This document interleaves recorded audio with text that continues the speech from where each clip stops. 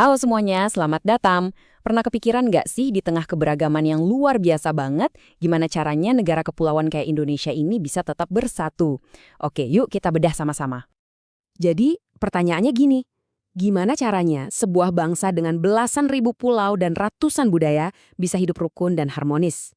Ini bukan sekedar pertanyaan geografis loh, ini adalah teka-teki budaya yang dalam banget. Dan jawabannya itu tersembunyi di sesuatu yang sering nggak kita lihat, tapi kekuatannya luar biasa. Jawabannya adalah kearifan lokal. Anggap aja ini semacam filosofi dan tradisi yang jadi kompas buat kehidupan bermasyarakat, buat menjaga keharmonisan, dan bahkan buat perilaku kita sehari-hari di seluruh Indonesia. Inilah perekat tak kasat mata yang menyatukan semuanya. Oke, pertama-tama kita bakal lihat gimana kearifan lokal ini jadi semacam blueprint ya, cetak biru buat kita bisa hidup bareng dengan damai, sebuah panduan untuk harmoni sosial. Nah, coba perhatikan ini menarik banget. Dua budaya yang lokasinya terpisah ribuan kilometer, Bali dan Papua, ternyata tanpa janjian sama-sama mengembangkan kerangka 3 pilar buat masyarakat yang rukun. Ini nunjukin ada benang merah pemikiran yang luar biasa di Nusantara. Kalau di Bali ada yang namanya Trihita Karana atau 3 penyebab kesejahteraan. Filosofi ini intinya ngajarin kalau kemakmuran sejati itu baru bisa kita capai kalau 3 hal ini seimbang. Hubungan kita dengan Tuhan, hubungan kita dengan alam sekitar, dan tentunya hubungan kita dengan sesama manusia. Sekarang kita terbang ke Fak-Fak Papua. Di sana ada filosofi 1 tungku 3 batu. Jadi tungkunya itu melambangkan tanah air kita bersama. Nah, 3 batu yang menyokongnya dengan kokoh adalah adat, pemerintah, dan agama. 3 pilar ini jadi fondasi yang kuat banget untuk toleransi dan solidaritas. Oke, tadi kita udah ngomongin soal komunitas. Sekarang, gimana kalau kita beralih ke individu? Ternyata, kearifan lokal juga punya panduan yang mendalam banget buat membentuk karakter dan integritas pribadi ya. Di Jawa, ada pepatah yang mungkin udah sering kita dengar. Aji neng diri soko lati, aji neng rogo soko busana. Ini dalam banget maknanya dan jadi inti dari cara pandang budaya Jawa terhadap kehormatan dan harga diri seseorang. Jadi, artinya apa sih?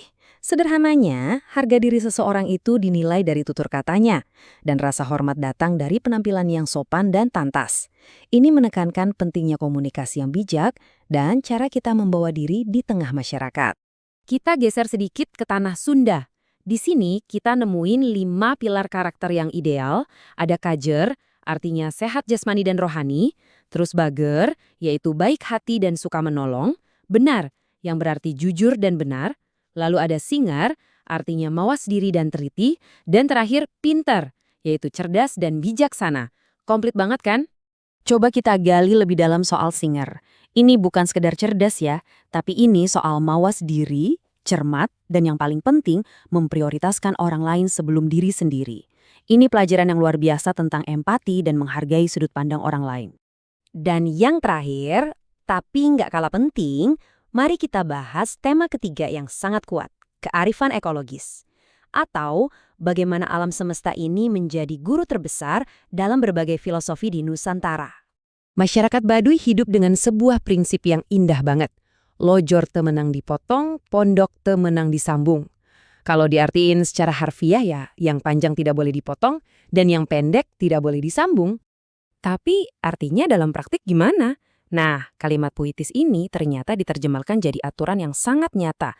Gunung nggak boleh dihancurkan, lembah nggak boleh dirusak, dan bahkan aturan warisan leluhur pun nggak boleh diubah-ubah. Semuanya tentang hidup selaras dengan alam. Apa adanya, jangan diutak-atik. Selanjutnya, kita ke Minangkabau dengan filosofi mereka yang sangat kuat. Alam tak kambang jadi guru. Artinya, alam yang terbentang luas inilah guru kita. Keyakinan di baliknya tuh begini. Alam bukan cuma tempat kita tinggal. Ia adalah sumber ilmu yang gak ada habisnya. Buat siapa saja yang mau mengamati dan belajar darinya. Filosofi ini ngajarin kita buat rendah hati dan terus belajar dari dunia di sekitar kita supaya kita bisa punya pemahaman hidup yang utuh. Jadi, setelah kita menjelajahi berbagai filosofi ini, gimana caranya kita menyambungkan semua benang merah ini? Apa warisan hidup yang bisa kita ambil dari semua kearifan ini? Oke, mari kita rangkum cepat. Kita udah lihat gimana Trihita Karana menekankan keseimbangan, lalu satu tungku tiga batu yang membangun toleransi.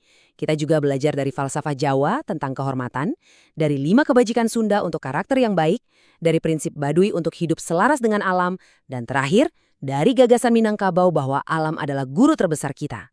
Yang paling penting untuk diingat, ini semua bukan artefak sejarah yang berdebu. Ini adalah panduan-panduan yang hidup yang masih sangat relevan untuk membantu kita melewati dunia modern yang kompleks ini. Ini adalah semacam resep untuk harmoni, integritas, dan keberlanjutan. Dan ini membawa kita ke pertanyaan terakhir, khusus untuk kamu. Dari semua kearifan yang udah kita bahas tadi, mana sih yang paling klik buatmu? Kearifan mana yang bisa kamu coba terapkan dalam hidupmu, mungkin mulai hari ini? Coba direnungkan ya. Terima kasih banyak sudah menyimak.